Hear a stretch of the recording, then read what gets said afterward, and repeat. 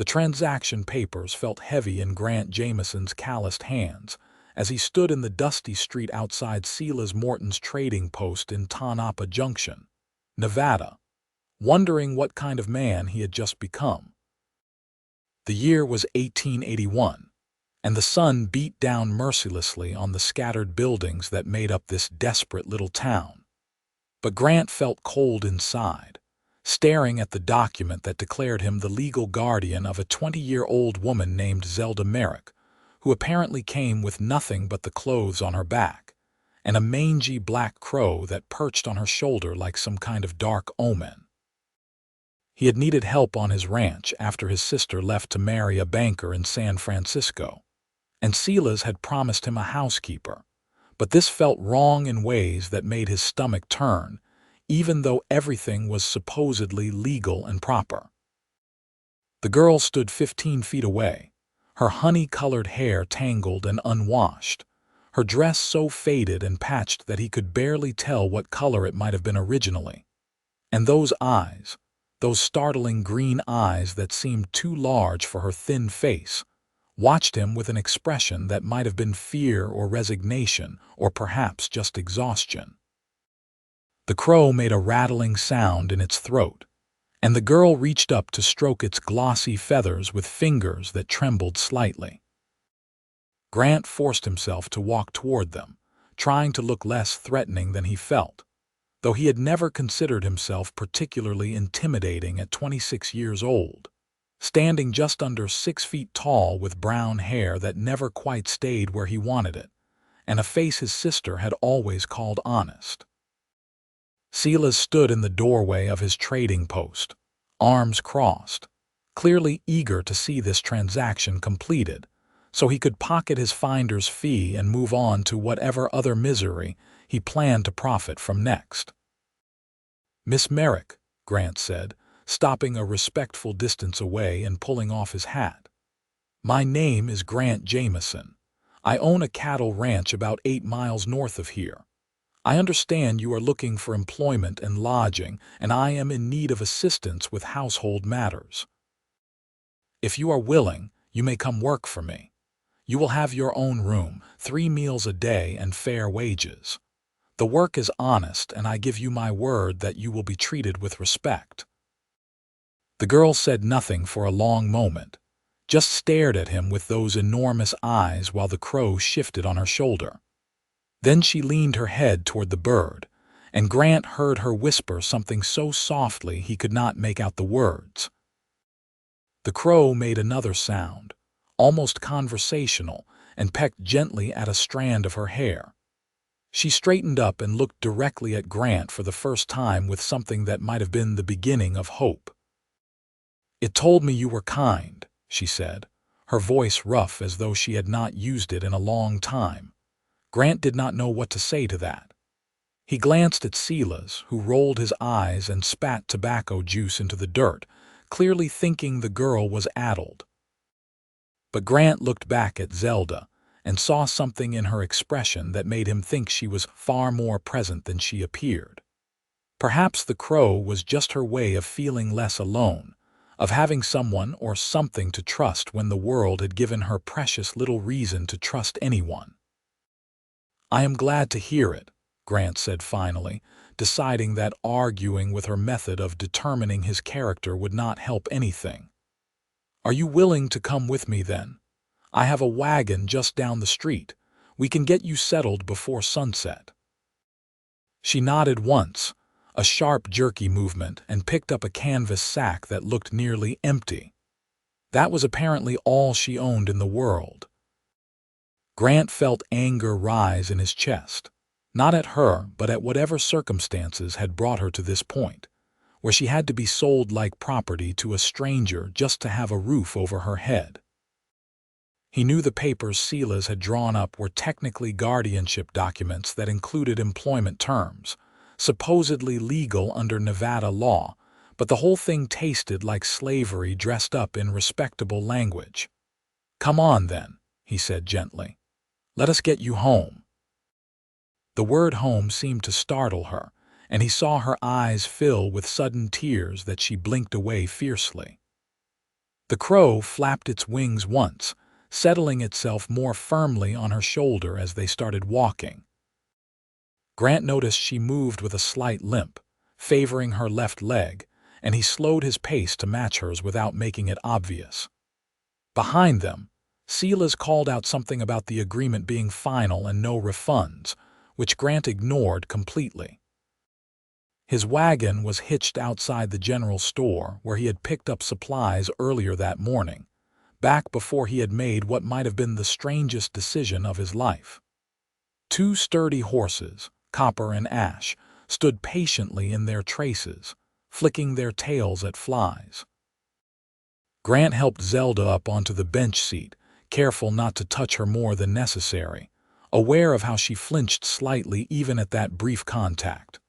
The crow hopped from her shoulder to the back of the seat, watching everything with bright, intelligent eyes. "What is his name?" Grant asked as he climbed up beside her and took the reins. "The crow, I mean." "Shadow," she said quietly. "He has been with me for 3 years. Found him when he was just a nestling, fallen from somewhere.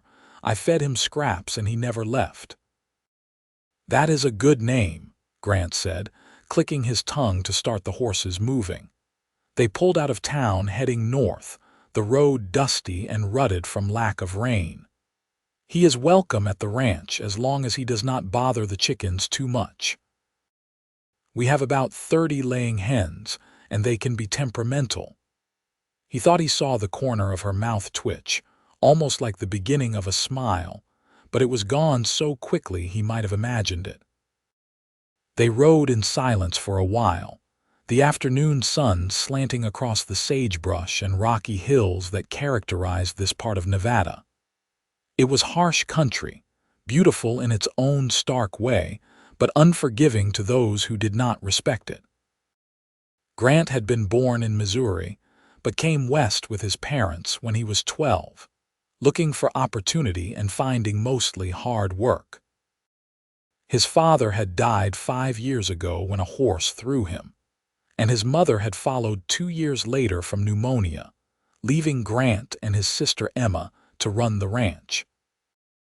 Emma had done her best, but she had never loved this life the way Grant did. So when Thomas Wheeler had proposed marriage and offered her a comfortable life in the city, Grant had encouraged her to go. He did not regret that decision, but he had been lonely since she left, and the housework had piled up in ways he had not anticipated. "The ranch is called the Jagged J," he said, feeling like the silence needed breaking. "Named for the shape of the box canyon where we have our summer pasture. I run about 300 head of cattle, mostly crossbred for hardiness. I have a foreman named Manuel Ortiz who has been with me for 4 years, absolutely trustworthy. There are 2 hands who live in the bunkhouse, Jack Conway and Riley Thompson, both good men but rough around the edges. They will be respectful or they will be looking for work elsewhere. You have my word on that. The house is nothing fancy, just 4 rooms, but it is solid and has a good well. Your room was my sister's, so it has a proper bed and a chest for your things and a window that looks toward the mountains." Zelda listened without speaking, her hands folded in her lap, her shoulders gradually relaxing as he talked. Shadow the crow made occasional comments in his scratchy voice, and once he flew off the wagon to investigate something in the brush, returning moments later with his beak empty but looking satisfied with himself. "I should tell you," Grant continued, feeling it was important to be honest, "that I do not know much about what happened to you before today, and I am not going to pry. Silas said you needed a position and I needed help, and that was all I required to know. But I want you to understand that you are not a prisoner at the Jagged J. If you are unhappy, if you want to leave, I will give you whatever wages you have earned and drive you wherever you want to go. The papers Silas had me sign, I consider them employment documents and nothing more. You are a free woman as far as I am concerned, and you always will be." She turned to look at him then, really look at him, and he saw something shift in her expression. The fear that had been lurking behind her eyes seemed to ease just slightly, replaced by confusion and wariness, but also something that might have been gratitude. "Why would you do that?" she asked. "You paid for those papers. You could keep me whether I wanted to stay or not." "I could," Grant agreed, guiding the horses around a particularly bad rut. "But I would not. That is not the kind of man I want to be. My parents raised me better than that." Shadow made a sound that could have been approval or could have been hunger. It was hard to tell with crows. Zelda reached up to touch the bird, and Grant noticed her hands were red and chapped, the hands of someone who had worked very hard at something unpleasant. He wondered what her story was, but he meant what he had said about not prying. If she wanted to tell him eventually, she would. If not, that was her right. They reached the ranch as the sun was starting its descent toward the western horizon, painting the sky in shades of orange and pink. The house sat in a shallow valley with good access to water, a simple structure made of wood with a covered porch across the front. The barn was larger than the house, painted red at some point in the distance, past though the color had faded to a dusty rust. There was a corral with several horses, the bunkhouse where the hands lived, a chicken coop, and various other outbuildings that served different purposes. It was not impressive compared to some of the larger spreads, but Grant was proud of it nonetheless. He had worked hard to keep it running after his father died, and it was profitable enough to support him and his employees with a little left over most years. Manuel came out of the barn as they approached, a man in his early 40s with black hair going gray at the temples and a face weathered by decades of outdoor work. He was Mexican by birth, from somewhere in Chihuahua, and had come north looking for better wages 15 years ago. He was the best horseman Grant had ever met and could rope a steer with casual precision that seemed almost like magic. "Boss," Manuel said, nodding to Grant before his eyes moved to Zelda with polite curiosity. "This is the housekeeper you mentioned." "This is Miss Zelda Merrick," Grant said, setting the brake and climbing down before moving around to help Zelda from the wagon. She managed it mostly on her own, though she accepted his hand for balance, that limp evident again as her feet hit the ground. Shadow flew to her shoulder immediately, clearly protective. "She will be staying in Emma's old room. Zelda, this is Manuel Ortiz, my foreman and the man who keeps this place running when I am too stubborn to listen to sense." Manuel smiled at that and nodded respectfully to Zelda. "Welcome, Miss Merrick. If you need anything, please let any of us know." Zelda nodded but said nothing, her eyes moving across the ranch buildings as though cataloging everything. Grant collected his supplies from the back of the wagon and grabbed Zelda's canvas sack, which weighed almost nothing. He led her toward the house, aware of Manuel watching them with an expression that suggested questions Grant would probably have to answer later. The inside of the house was dim and cooler than the outside air, the main room serving as kitchen and living space combined, with a stone fireplace at one end and a cast iron stove for cooking. There were 2 doors off this main room leading to bedrooms, and Grant pushed open the one on the left, revealing a small but clean space with a narrow bed covered in a faded quilt, a wooden chest, a washstand, and a window with simple curtains that Emma had made before she left. He set Zelda's sack on the chest and stepped back. "This is yours," he said. "The sheets are clean. I will bring fresh water for the basin. There is a privy out back about 30 feet from the house."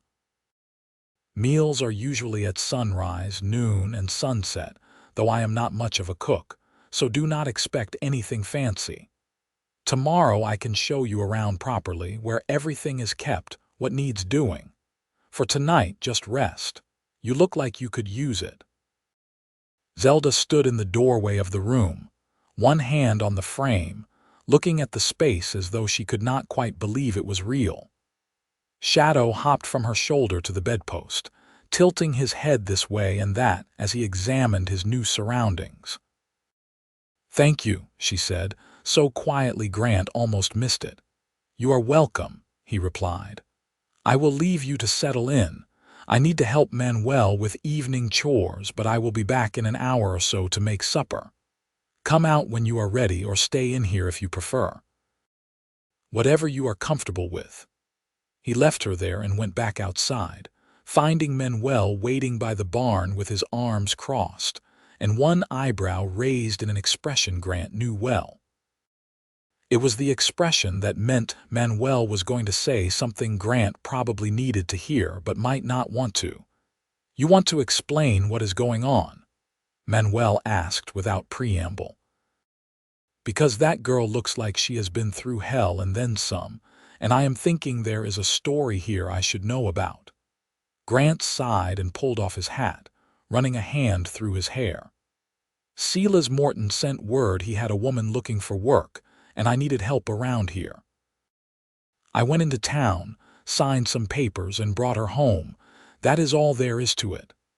"That is not all there is to it, and we both know it," Manuel said flatly. "What kind of papers did you sign, Grant?" "Guardianship papers," Grant admitted, feeling his face heat with shame even though he had not written the laws that made such things possible. "Her situation was bad, Manuel. I do not know the details, but she had nothing and no one. Silas had drawn up papers that supposedly give me legal responsibility for her in exchange for providing housing and wages. I know how it sounds, but what was I supposed to do? Leave her there?" Manuel's expression softened slightly. "You were supposed to do exactly what you did." "I am not criticizing. I just want to make sure you understand what you have taken on. That girl is not just looking for work, she is looking for safety. And that means whoever or whatever she is running from might come looking eventually. Then we will deal with it," Grant said firmly. "I gave her my word she would be safe here, and I meant it." "I know you did," Manuel said. "That is why I am still here after all these years. You are a good man, Grant Jamison, even when it costs you. Just be careful. Good intentions do not always protect people the way we wish they would." They worked together for the next hour, feeding the horses and checking on the cattle in the near pastures, making sure everything was secure for the night. Jack and Riley rode in as the sun was setting, dusty and tired from riding fence lines. Grant introduced them to the situation in basic terms, making it very clear that Zelda was under his protection and would be treated with respect. Both men nodded understanding, though Riley looked curious in a way that made Grant decide to keep an eye on him. When Grant returned to the house, he found Zelda in the main room, looking at the dishes stacked haphazardly on the counter with an expression that might have been dismay. Shadow sat on the back of one of the chairs, preening his feathers. She had taken off her shoes, probably because they were falling apart, and Grant could see her feet were blistered and bruised. "I was going to make beans and cornbread," Grant said, feeling suddenly self-conscious about his housekeeping, which had declined significantly since Emma left. "But if you have other ideas, the supplies are yours to work with." "I can cook," Zelda said, still looking at the dishes. "But I need to clean first. This kitchen is—" She trailed off, apparently unable to find words that would not be insulting. "A disaster," Grant finished for her with a rueful smile. "I know. I kept telling myself I would get to it properly, but there is always something that seems more urgent. If you want to tackle it, I will not stop you, but it does not have to be tonight." "I would rather keep busy," she said, finally looking at him directly. "If you do not mind. Sitting still makes me think too much." Grant understood that better than he could say. "Then I will help. You tell me what to do and I will do it." They spent the next 2 hours transforming the kitchen from barely functional to genuinely clean, working mostly in silence but gradually finding a rhythm. Grant heated water on the stove while Zelda sorted dishes and scrubbed surfaces. Shadow provided occasional commentary and once stole a dried bean, which he carried to the windowsill to eat while watching them work. Grant found himself watching Zelda when she was not looking, noticing how careful she was with everything, how she seemed to calculate every movement as though conserving energy. She was thin, probably thinner than was healthy, and there were shadows under her eyes that spoke of many sleepless nights. But when she worked, there was a kind of grace to her movements, a competence that suggested she had done this kind of labor many times before. When the kitchen was finally in order, Zelda made cornbread and beans using what they had available, adding some dried pork and onions that improved the flavor considerably. They ate at the rough wooden table that dominated the center of the main room, and Grant was surprised to realize he was enjoying the simple fact of having company for a meal. He had been alone more than he liked to admit since Emma left, eating standing up or sometimes forgetting to eat at all when he was busy. "This is good," he said honestly. "Much better than anything I have made in weeks." "It is just beans," Zelda said, but he thought she looked pleased. "Good beans," Grant insisted. "There is a difference." Shadow hopped down from his perch and walked across the table with that peculiar gait crows had, head bobbing with each step. Zelda pulled a piece of cornbread apart and offered the bird a crumb, which he accepted with a soft sound that was almost affectionate. Grant watched the interaction, struck by the obvious bond between girl and bird. Shadow was not just a pet. He was clearly Zelda's anchor to something, whether it was sanity or hope or just the feeling that someone in the world cared whether she lived or died. "How did you really find him?" Grant asked. "You said he fell from a nest, but there must be more to the story." Zelda was quiet for a moment, her fingers still stroking Shadow's feathers. When she spoke, her voice was distant, as though she was talking about something that happened to someone else. "I was living in a mining camp near Virginia City," she said. "My father had died in a cave-in and I was staying in a boarding house, sewing for money. The woman who ran it was cruel. She worked us from before dawn until after dark, took most of what we earned for room and board, and if you complained, she would throw you out with nothing. I was so tired all the time, so tired I could barely see straight. One day I was walking behind the building to dump wash water, and I saw something moving in the dirt. It was Shadow, just a baby, almost no feathers, making these terrible sounds. There were cats around that would have killed him, so I picked him up and hid him in my apron. I fed him insects and scraps, kept him in a box under my bed. The landlady never knew. He was the only thing that made me feel less alone." She paused, and Grant waited, sensing there was more. "When Shadow was strong enough to fly, I thought he would leave," she continued. "But he did not. He would go out during the day but always came back at night. The landlady found out eventually, said birds were filthy and I had to get rid of him or leave. I chose to leave. That was 2 years ago.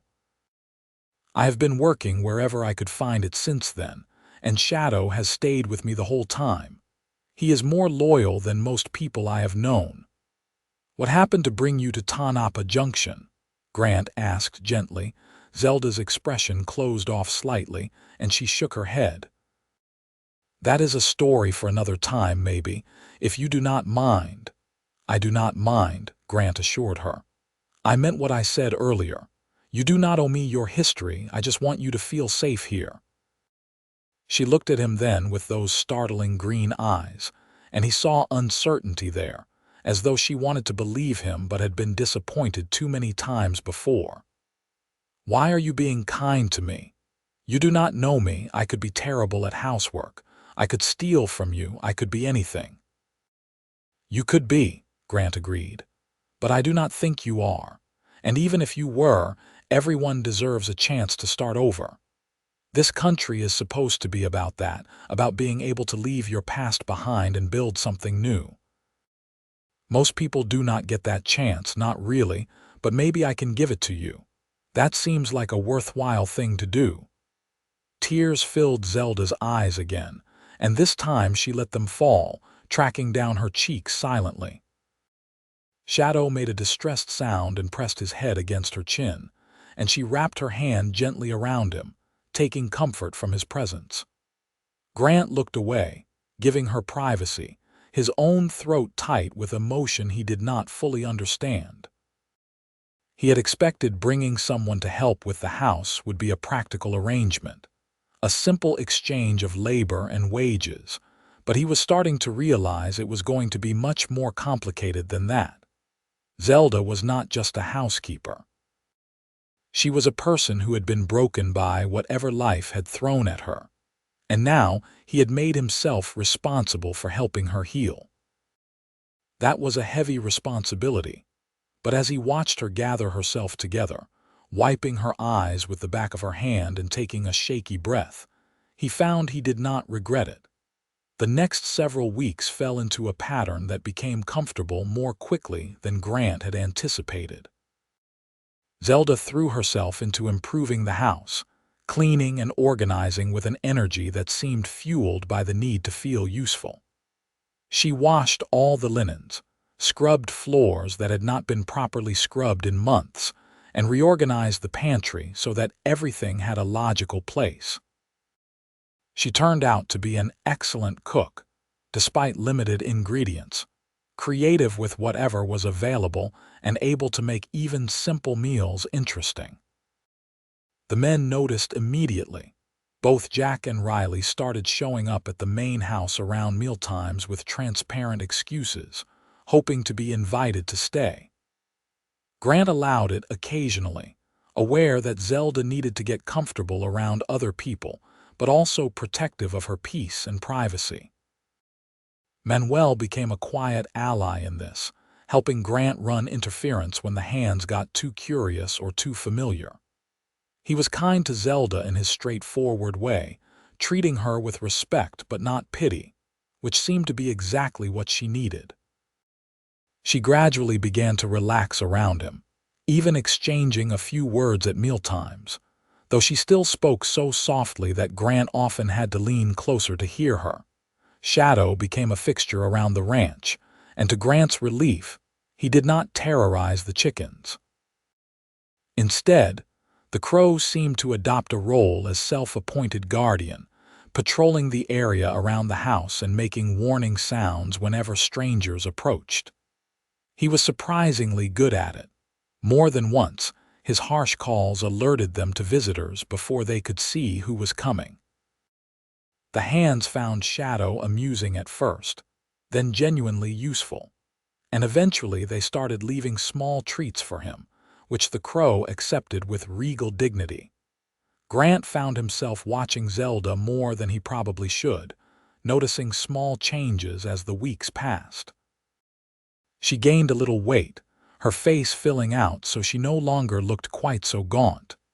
The shadows under her eyes faded as she started sleeping more regularly. Her hair, now that she had access to proper soap and time to care for it, turned out to be a beautiful honey gold color with hints of red when the sun hit it right. She braided it every morning, a long plait down her back that she usually covered with a scarf when she was working. She still moved with that slight limp, and Grant finally asked Manuel if he knew anyone who was good with injuries. Manuel directed him to an older woman named Rosa who lived on a nearby ranch and had some skill with healing. Grant approached Zelda carefully about it, not wanting to overstep, but she surprised him by agreeing immediately. Rosa came the following week, a sturdy woman in her 60s with gray hair and gentle hands.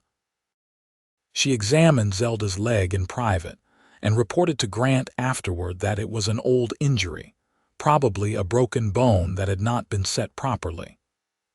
There was nothing to be done about it now except make sure Zelda had good shoes and was not standing too long at a stretch.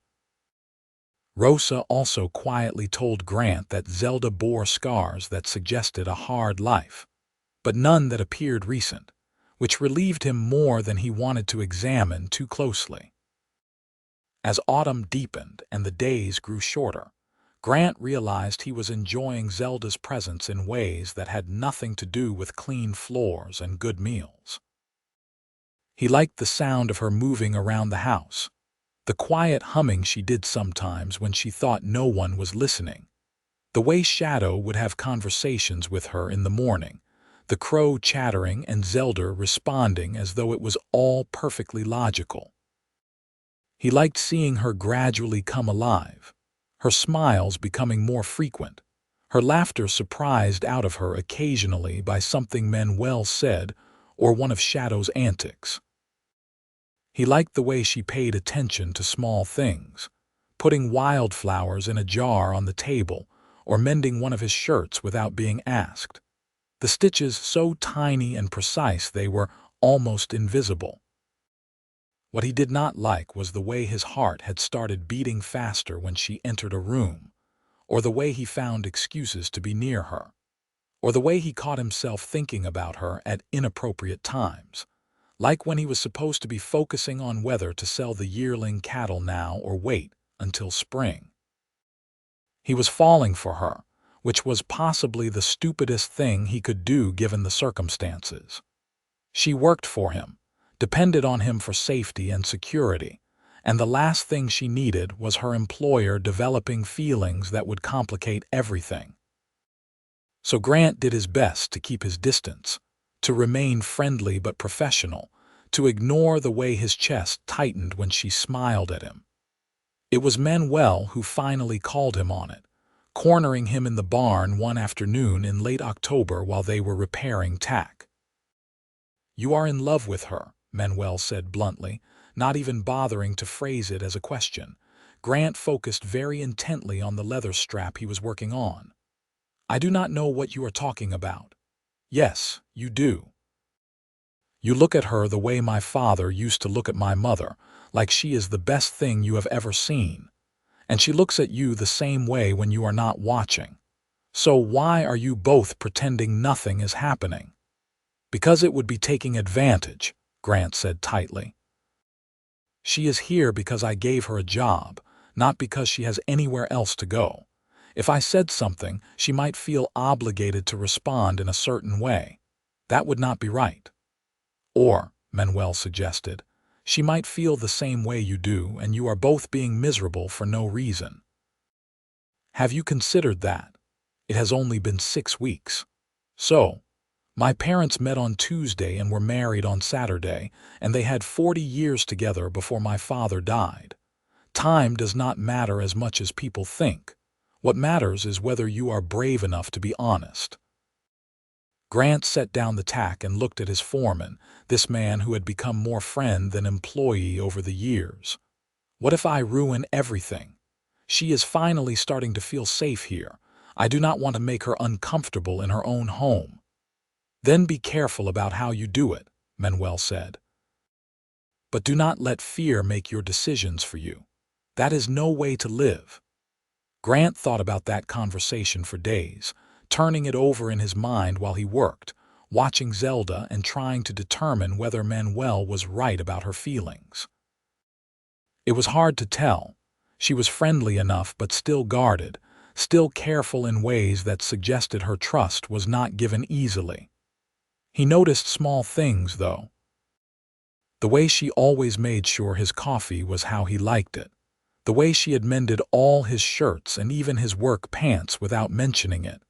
The way her eyes followed him sometimes when she thought he was not looking. But those things could just mean she was grateful, not that she felt anything deeper. The decision was taken out of his hands one evening in early November when a stranger rode up to the ranch just before sunset. Shadow saw him first and set up an alarm, his harsh cries bringing Grant out of the barn at a run. The rider was a big man on a bigger horse, with a face like weathered stone and eyes that moved constantly, assessing everything. He stopped in the yard and did not dismount, which Grant took as a bad sign. "Help you with something?" Grant asked, positioning himself between the stranger and the house, aware that Zelda was inside preparing supper. "I am looking for a girl," the stranger said, his voice rough as gravel. "About 20 years old, light brown hair, skinny, might have a crow with her. Goes by Zelda. You seen anyone like that?" Grant felt ice settle in his stomach but kept his expression neutral. "What do you want with her? That is my business. Have you seen her or not?" "No," Grant lied without hesitation. "No one like that around here. You might try in town." The stranger's eyes narrowed, and Grant knew he did not believe him. "This is the only ranch between here and Tanapa Junction. If she came through this area, she would have stopped here." "Well, she did not," Grant said firmly, "and I am going to have to ask you to leave. You are on private property." Behind him, Grant heard the door of the house open and then Zelda's voice, tight with fear. "Grant." The stranger's face changed, a smile spreading across it that had nothing to do with friendliness. "There you are. You have been hard to find, girl. Your husband has been very worried." Grant felt as though he had been punched in the stomach. "Husband." He looked back at Zelda, who stood frozen in the doorway, her face completely drained of color. Shadow was on her shoulder, wings spread in agitation, making harsh warning sounds. "I am not going back," Zelda said, her voice shaking but determined. "You cannot make me." "Actually, I can," the stranger said, finally dismounting. He was even bigger on foot, towering over Grant by several inches. "You are legally married to Cyrus Montgomery, and he has every right to have you brought home. I am a bounty hunter with a contract to return you by force if necessary. So you can come along peaceful, or we can do this the hard way." Grant stepped forward, placing himself directly between the bounty hunter and Zelda. "She is under my protection. She is not going anywhere." The bounty hunter laughed, a sound like rocks grinding together. "You think you can stop me, boy? I have 20 years of experience dragging people who do not want to be dragged. You are not even armed." That was true. Grant's rifle was in the house, and he did not carry a pistol while working around the ranch. But Manuel was armed, and Grant could see his foreman moving carefully from the barn, rifle already in his hands. Jack and Riley were emerging from the bunkhouse, also armed, their faces set with determination. Grant felt a surge of gratitude for these men who stood with him without question. "She is not going anywhere," Grant repeated. "And now you are outnumbered, so I suggest you get back on your horse and leave before this gets ugly." The bounty hunter looked around, reassessing the situation. His hand moved toward the gun at his hip, and everything seemed to slow down. Grant was aware of Zelda behind him, of Shadow's cries, of Manuel steadying his rifle, of his own heartbeat hammering in his ears. Then the bounty hunter apparently decided it was not worth getting shot over, because he raised his hands slowly and backed toward his horse. "Montgomery is not going to like this," he said. "He will send others, and they might not be as reasonable as me." "Then they will get the same answer," Grant said. "Zelda stays here." The bounty hunter mounted up and looked past Grant to where Zelda still stood in the doorway. "You cannot run forever, girl. Montgomery has connections. He will get you back eventually." Then he turned his horse and rode away, disappearing into the gathering dusk. Grant stood there until he was sure the man was truly gone before turning to Zelda, who had sunk down to sit on the porch steps, her whole body trembling. Shadow hopped down beside her, pressing against her leg in comfort. Grant sat down next to her, leaving some space between them but close enough that she would know he was there. "You are married," he said quietly, trying to keep the hurt out of his voice, though he was not sure he succeeded.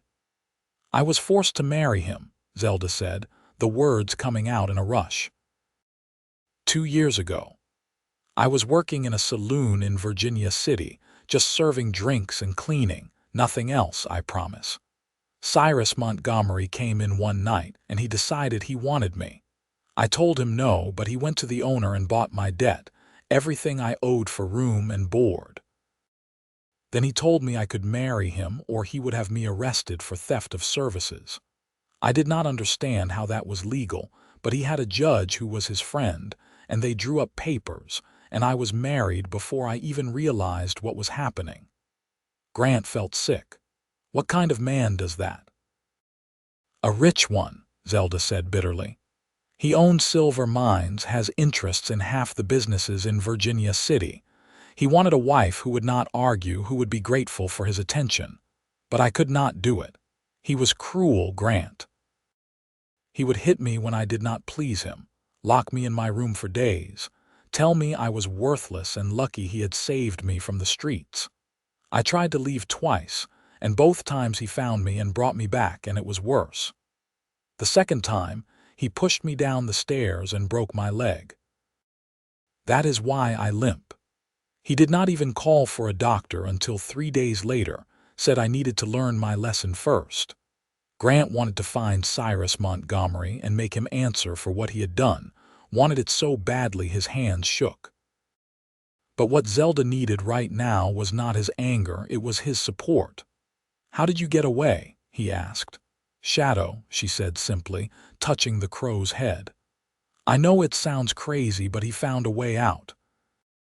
There was a window in my room that did not quite close all the way, and Shadow kept pecking at it, making noise until I realized I could maybe squeeze through if I got thin enough. So I stopped eating except what I had to in order to not pass out. It took weeks." Montgomery noticed I was losing weight and seemed pleased, said I looked better skinny. When I finally tried the window, I could just barely fit. I climbed out in the middle of the night, fell nearly 10 feet to the ground because my room was on the second floor, and ran.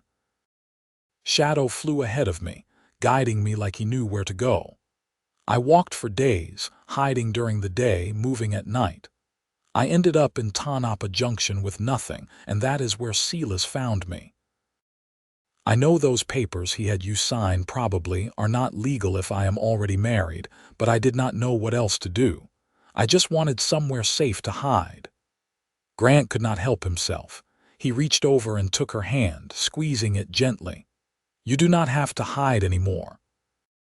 You are safe here, I promise you that.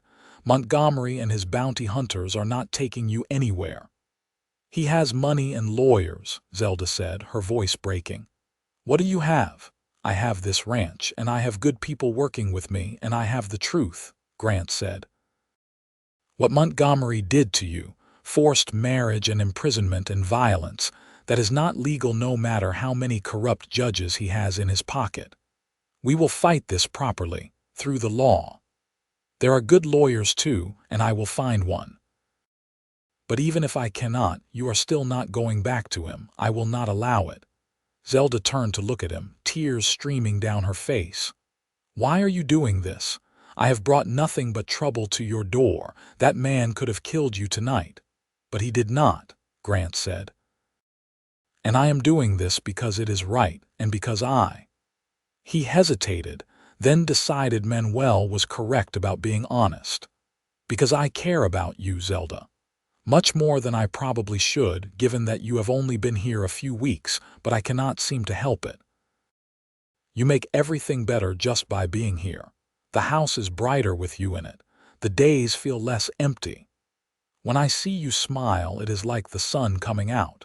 I am not asking you to feel the same way, especially not after what you have been through, but I needed you to know. You matter to me. Your safety matters. Your happiness matters. So yes, I will fight Montgomery and anyone else who tries to hurt you, because that is what you do for someone you care about." Zelda stared at him, her green eyes wide and wet with tears, and for a long moment she did not say anything. Then she leaned forward and rested her head against his shoulder, a gesture of trust that made Grant's heart feel too big for his chest. He put his arm around her carefully, and they sat like that while the stars came out overhead, and Shadow kept watch beside them, occasionally muttering in a way that sounded distinctly protective. "I care about you too," Zelda whispered finally. "I have been so afraid to say it, afraid it would make everything more complicated. But when that man showed up tonight, all I could think was that I did not want anything to happen to you. I cannot lose someone else who is good to me. I cannot." "You will not lose me," Grant promised. "I am not going anywhere." Manuel approached them eventually, clearing his throat to announce his presence. "The bounty hunter is truly gone for now. Jack is riding into town to send some telegrams, reach out to people I know who might have information about Montgomery and his business dealings. If we are going to fight this, we need to know what we are up against. In the meantime, we will set up watches at night, make sure no one gets close without us knowing. You two should get inside, have some supper, try to rest. Tomorrow we make plans." Grant helped Zelda to her feet, and they went inside together. Neither of them had much appetite, but they went through the motions of eating while Shadow picked at scraps on the table. Then Zelda excused herself to her room, exhausted by emotion and fear. Grant sat alone in the main room, staring at the fire in the stove and trying to think through their options. Everything had changed in the space of an hour. What had been a comfortable arrangement was now a confrontation with a powerful man who apparently had no qualms about using violence and intimidation to get what he wanted.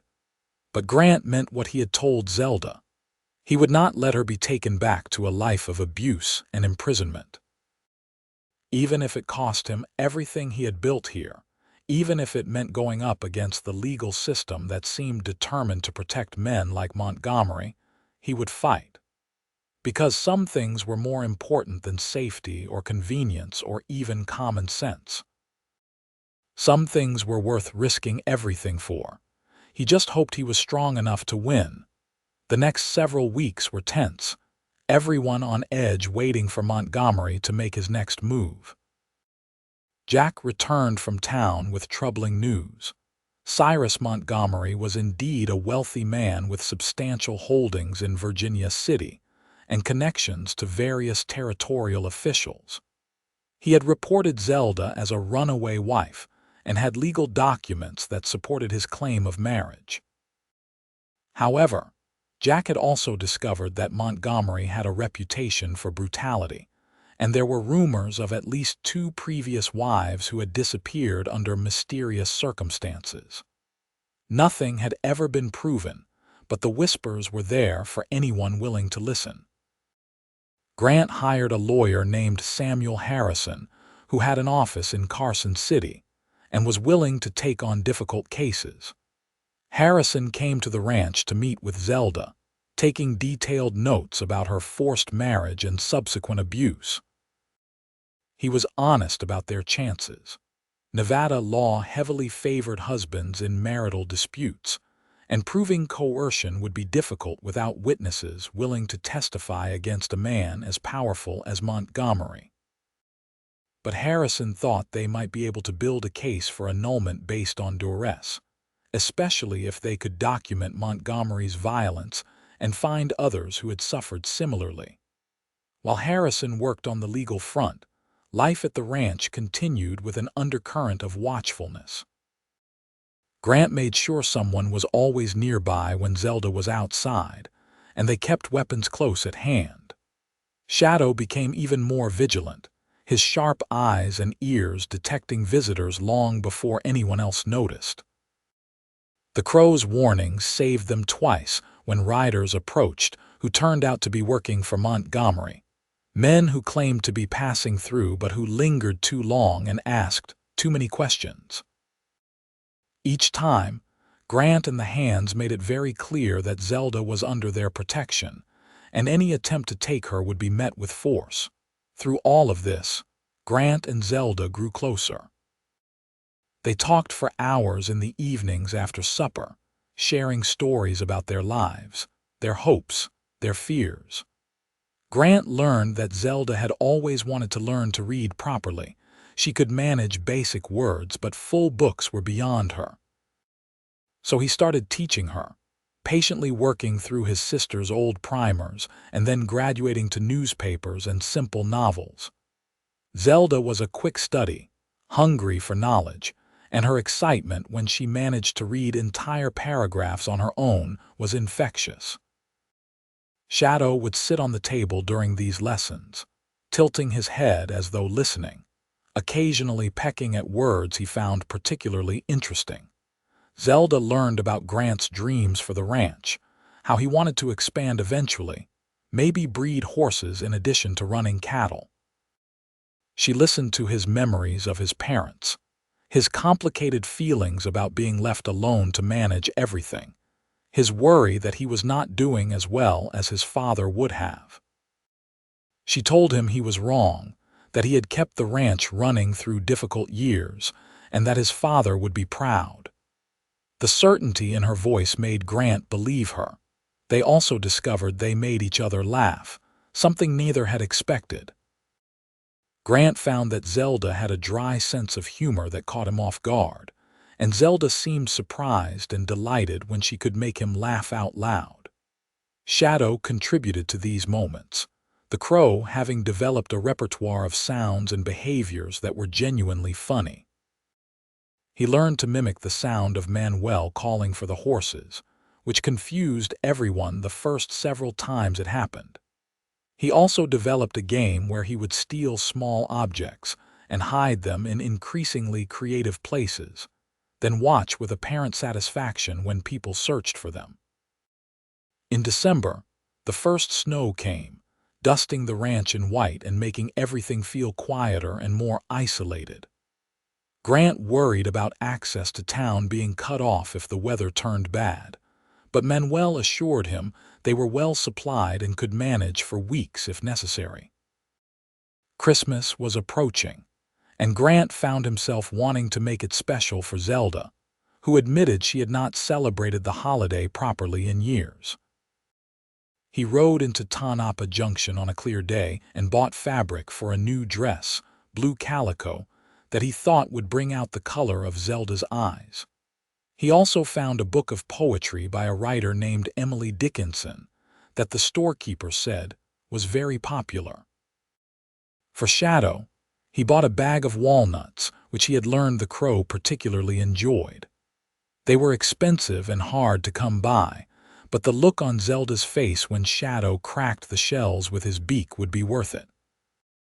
On Christmas Eve, the ranch hands came to the main house for supper, and Zelda prepared a feast given their limited resources: roasted chicken, potatoes, fresh bread, and dried apple pie. Manuel contributed a bottle of whiskey he had been saving, and they all toasted to better days ahead. Zelda gave Grant a shirt she had made in secret, sewn from fabric she had somehow acquired and worked on late at night after he had gone to bed. It fit perfectly, and Grant was moved nearly to tears by the time and care she had put into it. When he gave her the fabric and the book, Zelda did cry, holding the book like it was made of gold and touching the blue calico with trembling fingers. "I have never owned anything so fine," she whispered. "Thank you, Grant, for everything, for giving me a home, for keeping me safe, for treating me like I matter." "You do matter," Grant said, aware that everyone was watching them but not caring. "You matter more than you know." That night, after the hands had returned to the bunkhouse and the house was quiet, Grant and Zelda sat by the fire while Shadow dozed on his perch. The moment felt significant, balanced on the edge of something important, and Grant gathered his courage. "I know the situation with Montgomery is not resolved," he said quietly. "And I know you are still legally bound to him, at least on paper. But when that is over, when you are free, I would like to court you properly. With your permission. I know it has not been long, but I am sure about how I feel. I love you, Zelda." "I think I started loving you the day you told me Shadow said I was kind, even though that was probably the strangest reason anyone ever gave for trusting someone. I love your strength and your resilience, and the way you find joy in small things. I love how you are kind to everyone, even when you have every reason to be bitter. I love waking up knowing you are here, and I do not want to imagine a future where you are not. So when you are ready, when you feel safe enough, I would be honored if you would let me court you with the intention of marriage eventually. Real marriage, the kind where both people choose it freely. Zelda looked at him with those green eyes that had haunted him from the first day, and he saw love there, clear and unmistakable. "I do not need to wait," she said. "I know my own heart, Grant. I love you too. I think I started loving you when you told me I was free to leave if I wanted, because that was the moment I knew you would never cage me the way Montgomery did. You have given me back my life, my hope, my ability to believe good people exist. So yes, I want you to court me. I want all of it, the whole future, as soon as we can make it happen." Grant closed the distance between them and kissed her, gentle and careful, aware that this was likely her first kiss that was freely given rather than taken. Zelda kissed him back with a sweetness that made his heart ache, her hands coming up to cup his face. When they finally pulled apart, both were smiling, and Shadow made a sound that could have been approval or could have been complaint at being ignored. They laughed together, and Grant thought he had never been happier than in this moment, in this simple ranch house, with snow falling outside and the woman he loved in his arms. The new year came, bringing 1882 with it, and with the new year came Samuel Harrison with news. He had found 3 women willing to testify about Cyrus Montgomery's abuse, women who had worked for him in various capacities and who had witnessed or experienced his cruelty. He had also uncovered evidence that the judge who had presided over Zelda's forced marriage was under investigation for corruption. It was not much, but it was enough to file for annulment and to seek a restraining order preventing Montgomery from contacting Zelda while the case was pending. The legal proceedings took months, complicated by Montgomery's attempts to delay and obfuscate. He hired expensive lawyers who argued that Zelda was a hysterical woman making false claims against an upstanding businessman. They claimed she had married willingly and then abandoned her husband without cause. But Harrison was prepared for these tactics, presenting documented evidence of Zelda's injuries, testimony from the women who had come forward, and records showing Montgomery's pattern of acquiring vulnerable women through debt manipulation. The case finally came before a circuit judge in March, held in Carson City in a courthouse that intimidated Zelda so badly she nearly could not go inside. Grant held her hand through the entire proceeding, and Manuel and the ranch hands came along to show support, sitting in the gallery like a wall of protection. Shadow was not allowed inside, so Riley stayed outside with the Crow, who made his displeasure at being separated from Zelda very clear. Montgomery attended the hearing, a man in his 50s with silver hair and cold eyes, dressed in an expensive suit. He stared at Zelda with undisguised hatred, and Grant had to physically restrain himself from crossing the room to confront him. But the judge was not impressed by Montgomery's appearance or his lawyer's arguments. After hearing testimony from all parties, he declared the marriage null and void, finding sufficient evidence of coercion and abuse to warrant annulment. He also issued a permanent order barring Montgomery from contacting or approaching Zelda in any way, with violation punishable by imprisonment. Montgomery's face turned purple with rage, and he stood up in the courtroom shouting threats until the bailiff removed him. But it did not matter. Zelda was free. Legally, officially free. She collapsed in Grant's arms outside the courthouse, sobbing with relief and joy and the release of 2 years of terror. Shadow landed on her shoulder, having escaped from Riley somehow, and pressed his head against her cheek in comfort. Grant held her while she cried, his own eyes wet, overwhelmed by gratitude that justice had actually prevailed for once. They returned to the ranch that afternoon, and Grant had never been so happy to see his home. That night, he asked Zelda properly, going down on one knee in front of the fireplace while Shadow watched with apparent interest.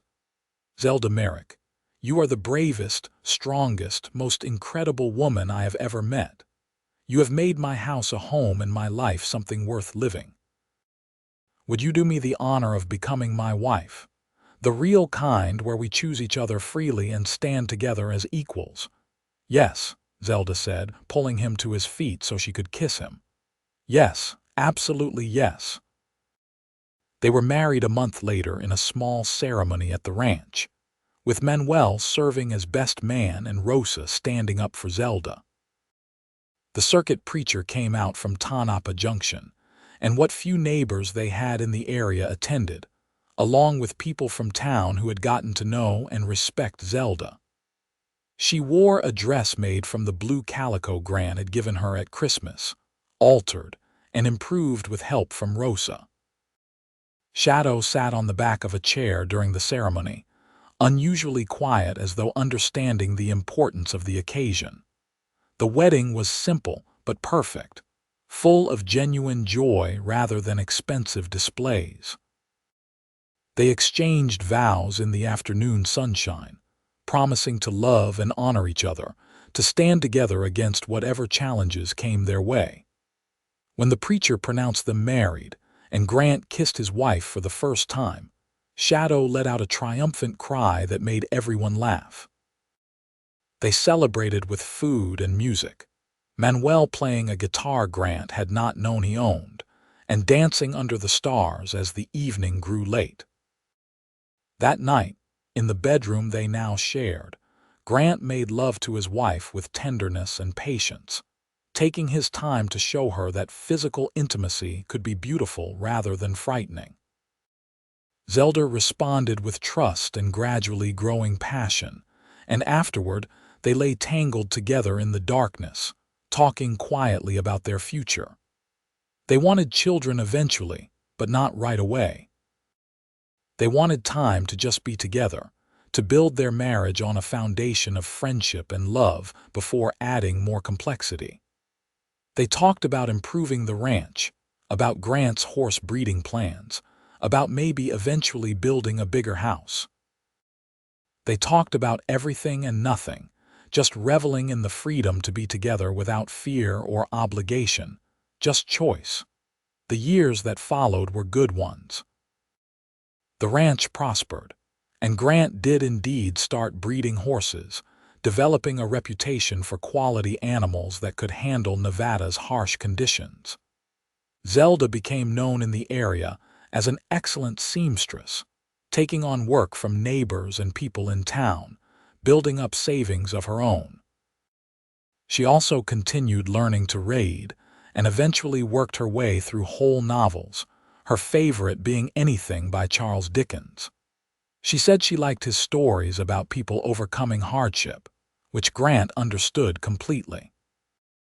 Shadow remained a constant presence, growing older but no less devoted. He became something of a local legend, the crow who had saved his person and who seemed to understand human speech better than some people. Children from nearby ranches would visit specifically to see Shadow and feed him treats, and the crow tolerated their attention with dignity. 3 years after they married, Zelda became pregnant. She was nervous about it, worried about what kind of mother she would be given her own difficult past, but Grant reassured her constantly. Their son was born in the spring of 1885, a healthy baby with his mother's green eyes and his father's brown hair. They named him Thomas, after the banker who had married Emma and who had helped them financially when they needed money for the legal fees to fight Montgomery. Thomas Grant Jamison came into the world loudly and with strong opinions, and Shadow immediately appointed himself the baby's guardian, sitting watch over the cradle and making warning sounds whenever anyone he did not recognize got too close. 2 years later, they had a daughter they named Emma Rose, after Grant's sister and Rosa, who had become like a grandmother to their children. Emma was quieter than her brother, with honey gold hair like her mother and a thoughtful expression even as an infant. Shadow loved her just as fiercely as he loved Thomas, though by this time the crow was getting quite old. Birds did not live as long as people, and they all knew Shadow would not be with them forever. The crow died peacefully in the winter of 1888, simply not waking up one morning from his perch in the main room where he always slept. Zelda wept as though losing a family member, which in truth she was. Shadow had been with her through the worst and best times of her life, had guided her to safety, had known somehow that Grant was worth trusting. They buried him in a spot overlooking the ranch, with a view of the mountains Shadow had loved to fly toward. Grant carved a marker with Shadow's name and the dates 1878-1888, and below that, faithful friend and true guide. Thomas, who was 3 years old, asked where Shadow had gone, and Zelda explained that the crow had gone to fly in a place where the sky was always clear, and there were no predators to worry about. She told her son that Shadow had been a gift, a friend when she had no others, and that he had brought her to their family. Thomas seemed to accept this, though he would sometimes stand at the grave and tell Shadow about his day, as though the crow could still hear him. Life continued, as it always does. The ranch grew more successful. Manuel became a partner in the business, his years of loyal service rewarded with an ownership stake.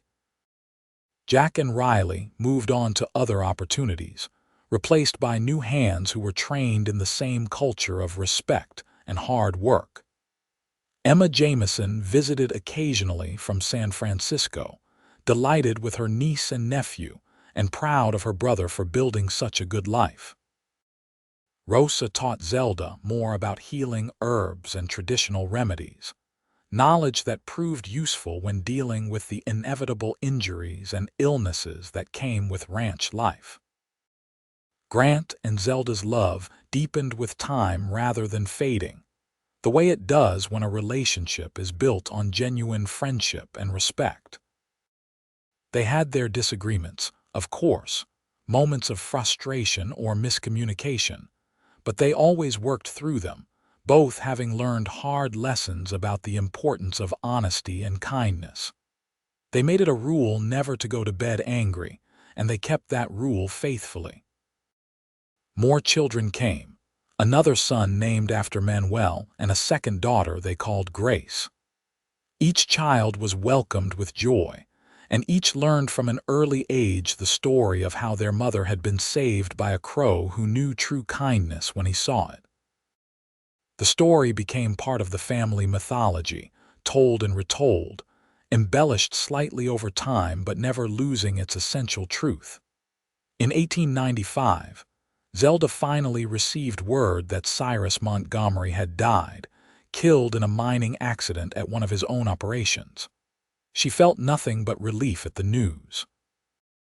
That chapter of her life was long closed, but knowing he could never threaten her again gave her a sense of peace she had not realized she was still missing. As the century drew toward its close, Grant and Zelda would sit on their porch in the evenings, watching their children play in the yard, and reflect on everything that had brought them to this point. From that first day when Zelda had whispered that Shadow told her Grant was kind, to building a life together that neither could have imagined in their darkest moments, it had been a journey worth taking. "You think Shadow really knew?" Grant asked one evening, the question having bothered him for years. "That I would treat you well, I mean. Or was it just that you wanted to believe someone could be kind, so you attributed it to the crow?" Zelda considered this, watching the sun set over the mountains Shadow used to fly toward.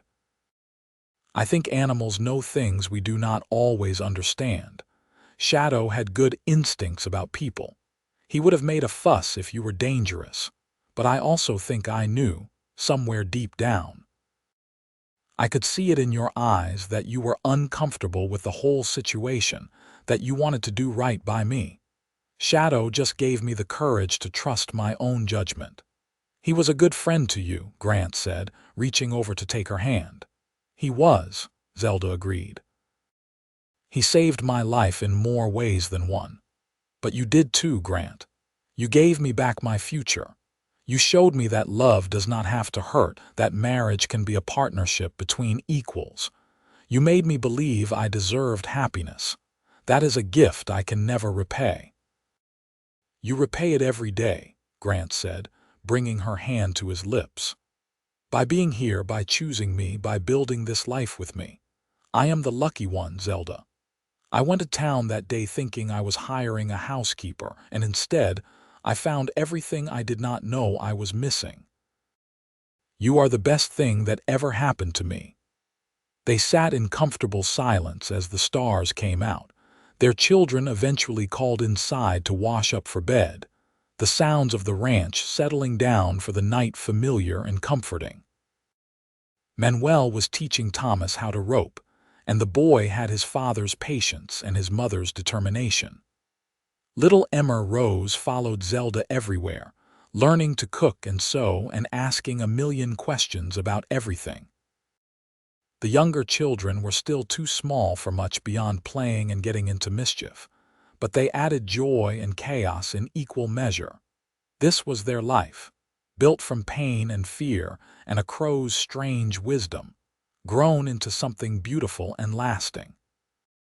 There had been hard times and would be more in the future, because that was the nature of life on the frontier, but they would face them together the way they had faced everything else.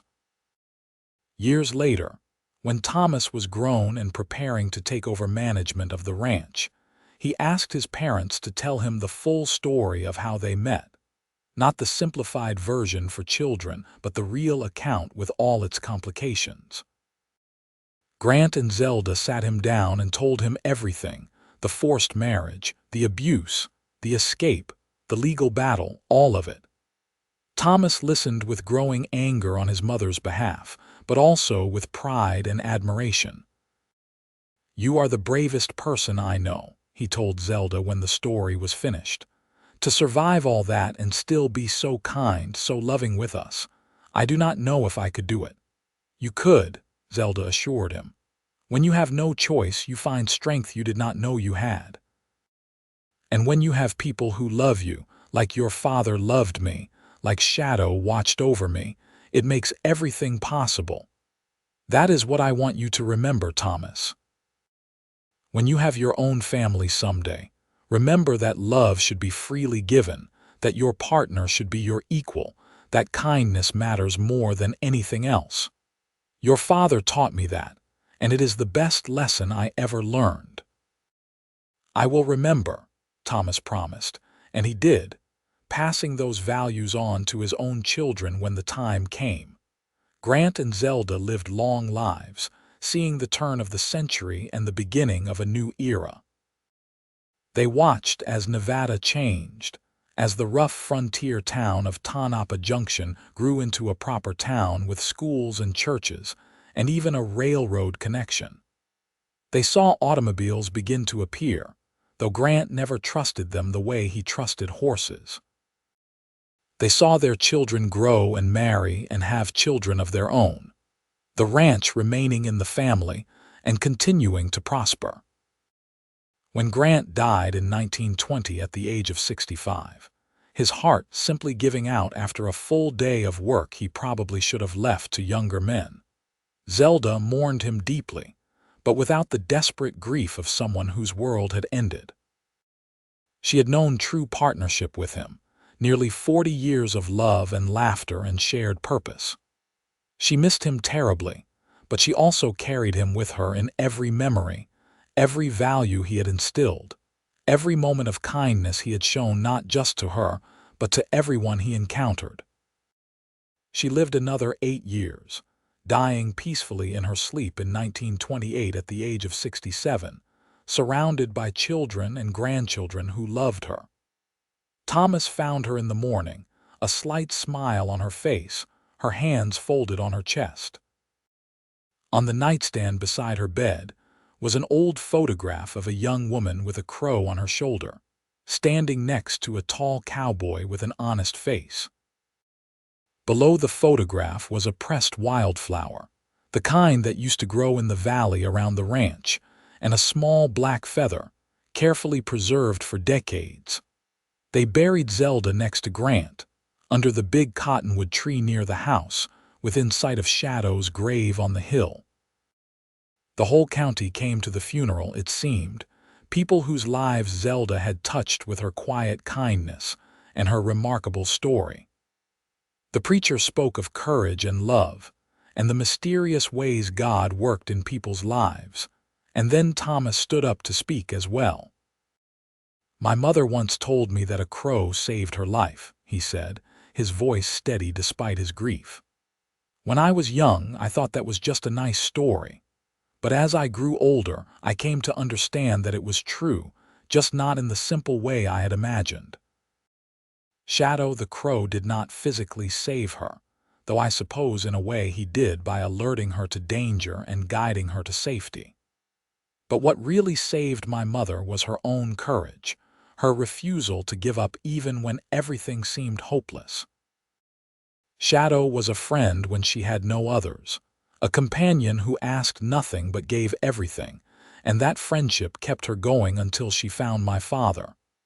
And my father saved her too, by being the kind of man who valued people over property, justice over convenience, love over fear. Together, they built something lasting, something good. They gave us all a legacy of kindness and strength. That is what I will remember. That is what I hope we all remember." The family continued at the ranch for generations, each carrying forward the story of Grant and Zelda and a crow named Shadow, the tale becoming more legend than history, but never losing its power.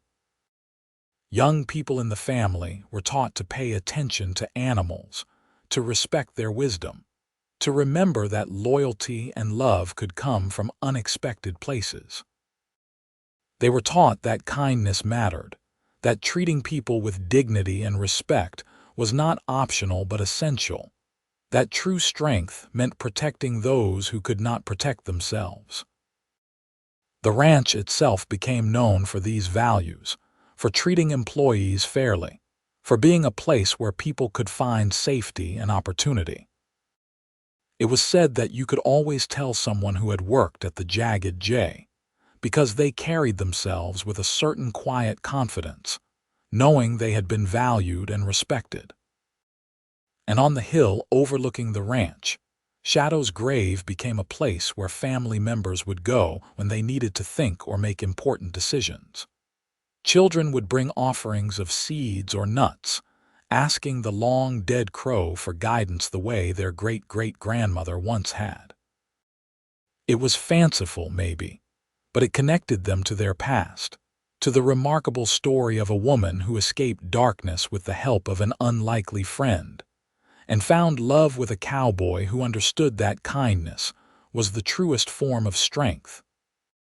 The story lived on, told and retold, embellished and simplified and complicated again, but always coming back to the same essential truth that a crow could recognize a kind heart when others might not see it, that love could grow from the smallest seeds when planted in good soil, and that courage and compassion could transform lives in ways both miraculous and utterly ordinary. It was a story about the Wild West, yes, but it was also a story about the best parts of human nature, about choosing to be better than circumstances required, about building something beautiful from the ruins of tragedy. And perhaps most importantly, it was a story about how love, real love, the kind that was freely chosen and carefully nurtured, could heal even the deepest wounds and create a legacy that would last long after the original participants were gone. That was the gift Grant and Zelda had given their family and everyone whose lives they touched. The knowledge that goodness existed, that hope was worth holding on to. And that sometimes, when you were at your lowest point, salvation came in the form of an unexpected friend who looked past your circumstances to see your true self. That message echoed through the generations, as relevant in changing times as it had been in that dusty Nevada town in 1881, when a young woman with nothing but a crow on her shoulder had looked into the eyes of a cowboy and whispered that her feathered friend had told her he was kind.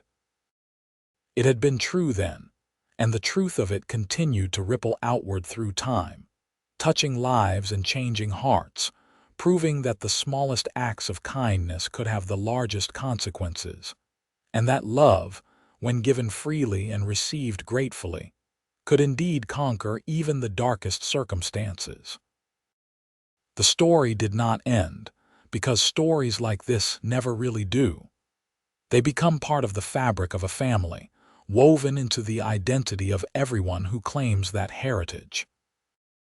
Every time someone at the Jagged J stood up for what was right even when it was difficult, every time they chose compassion over convenience, every time they recognized another person's inherent dignity and worth, they were living out the legacy of Grant and Zelda, and the crow who had somehow known that these two broken people were meant to heal each other. And that, ultimately, was the happily ever after they had earned and deserved. Not a fairy tale ending where everything was perfect, but a real ending where love triumphed, justice prevailed, and kindness created ripples that touched countless lives across generations. They had found each other against impossible odds, built a life together that honored both their strengths and their scars, and left behind something that would outlast them both. What more could anyone ask for than that?